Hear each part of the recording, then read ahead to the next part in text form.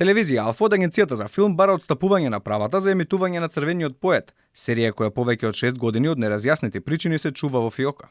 Сакаме да потенцираме дека продуцентот 6 месеци по одобрувањето на монтираната верзија на серијата е должен епизодите да ги емитува на јавниот радиодифузен сервис или на некоја од телевизиите кои имаат национална концесија.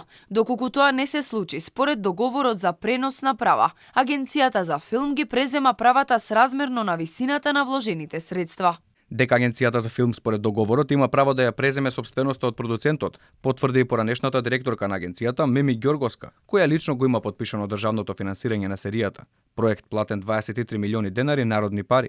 Сега барањето е и официјално, иако Алфа и претходно се понуди да ја емитува серијата, откако продуцентот тврдеше дека наводно немало интерес од ниту една национална телевизија.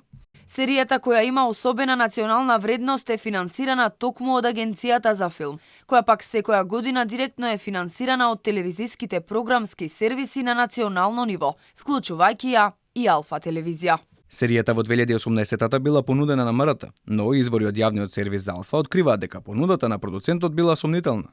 Продукцијската куќа Сектор Филм се однесувала како да сака да биде одбиена. Побарале огромна сума пари за емитување, аплицирале на крајот на годината кога буџетот веќе бил при крај, а откако првично серијата не била прифатена, никогаш повторно не побарале соработка. Во меѓувреме продуцентот ги има наплатено сите пари од агенцијата за филм, а продолжува да добива и други проекти. Досегашниот впечаток што го има во јавноста и пред се филмската фела е дека серијата се држи во фиока поради договорот со Бугарија, зошто содржината има потенцијал контроверзно да биде сватена од властите во Софија по примерот на филмот Трето полувреме.